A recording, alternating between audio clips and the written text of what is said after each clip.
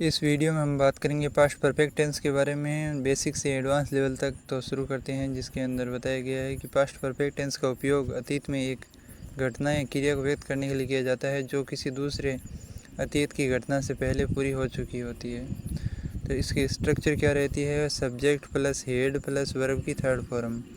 इसके मेन उपयोग यहाँ पर दिए गए हैं कि एक अतीत की क्रिया से पहले पूरी हुई क्रिया के लिए, घटनाओं की क्रमबद्धता दिखाने के लिए, अपेक्षाएं पूरी न होने का इजहार करने के लिए, पश्चाताप या आलोचना को व्यक्त करने के लिए, रिपोर्टेड स्पीच के लिए, शर्तों वाले वाक्य के अंदर, और अतीत की आदतें या स्थितियों जो अब तक नहीं होती उसके लिए। तो इनको हम डिटेल में पढ़ते हैं। अब इनके लिए सिग्नल वर्ड कौन कौन से यूज होते हैं?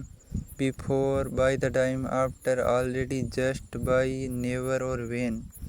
तो अब शुरू करते हैं डिटेल में।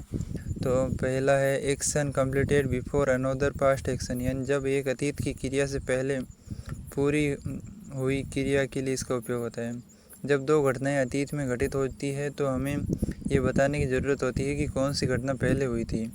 तो पास्ट परफेक्ट टेंस का उपयोग पहले हुई घटना को दर्शाता है, और पास्ट सिंपल टेंस दूसरी घटना को दर्शाता है जो पहले से पूरी हुई क्रिया के बाद घटित होती है।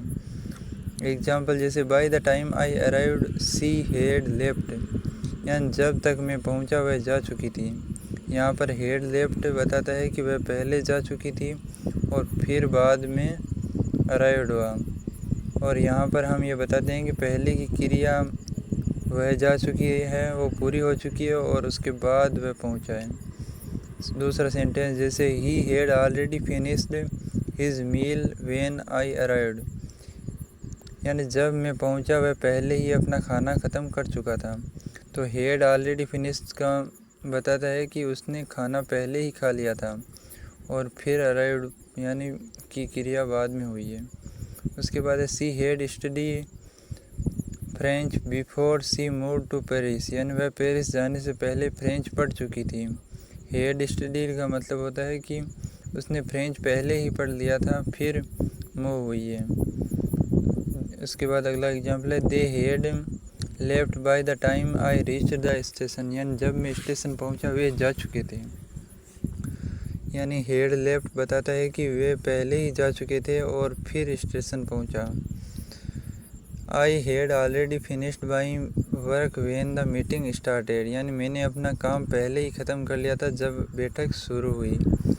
यहाँ पर हैड ऑलरेडी फिनिश्ड ये बताता है कि हमने पहले अपना काम पहले ही ख़त्म कर लिया था, उसके बाद मीटिंग स्टार्ट हुई है। तो यहाँ पर पास्ट परफेक्ट टेंस पहली क्रिया को बताता है और पास्ट सिंपल दूसरी क्रिया को बताता है। उसका बाद अगला है सिचुएशन, जिसके अंदर बताया कि घटनाओं के क्रमबद्धता दिखाने के लिए भी इसका उपयोग होता है। जब दो या दो से अधिक अतीत की घटनाओं के बीच क्रम को स्पष्ट करना होता है तो इसका उपयोग किया जाता है। जैसे bye the time I reached the station the train had left, यानी जब तक मैं स्टेशन पहुंचा ट्रेन जा चुकी थी। यहाँ पर हैड लेफ्ट बताता है कि ट्रेन पहले ही जा चुकी थी और रीच्ड बाद में हुआ है। यहाँ पास्ट परफेक्ट का उपयोग यह बताने के लिए किया गया है कि पहले की घटना जैसे ट्रेन का जाना पहले पूरी हो चुकी थी और बाद की घटना में स्टेशन पहुंचने की बाद में हुई है। He had eaten breakfast before he went school, यानी वह स्कूल जाने से पहले नाश्ता कर चुका था। यहाँ पर हैड ईटन पहले हुई घटना को व्यक्त करता है। उसके बाद है sentence I had finished my homework before my friend come over, यानी मैंने अपना होमवर्क ख़त्म कर लिया था इससे पहले कि मेरा दोस्त आ जाए। यानी हैड फिनिश्ड पहले की क्रिया है और कम होना बाद की क्रिया है। उसके बाद है by the time the show started we had already reach the theatre, जब शो शुरू हुआ तब तक हम पहले ही थिएटर में पहुंच चुके थे। हैड ऑलरेडी रीच्ड यानी पहले की घटना व्यक्त करता है और स्टार्टेड बाद में हुआ है। अब तीसरी सिचुएशन है, जिसके अंदर होता है कि जब एक क्रिया दूसरी क्रिया को रुकवाती है। जब एक घटना दूसरी घटना को रुकवाती है, यानी एक क्रिया पहले पूरी हो चुकी होती है और फिर दूसरी घटना होती है जो उसे रोक देती है। जैसे example I had just finished my dinner when the phone ring, यानी मैंने अभी अपना खाना ख़त्म किया था जब फ़ोन की घंटी बजी।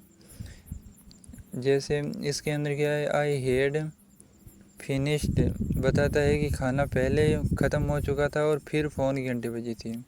तो पास्ट परफेक्ट टेंस का उपयोग पहले की घटना को स्पष्ट करने के लिए किया गया है। उसके बाद है she had left when I arrived the party, यानी जब मैं पार्टी में पहुंचा वह जा चुकी थी। हैड लेफ्ट पहले की क्रिया है और अराइव्ड बाद में हुआ है। उसके बाद अगली सिचुएशन है जिसके अंदर पास्ट परफेक्ट का उपयोग स्पष्टीकरण के लिए किया जाता है।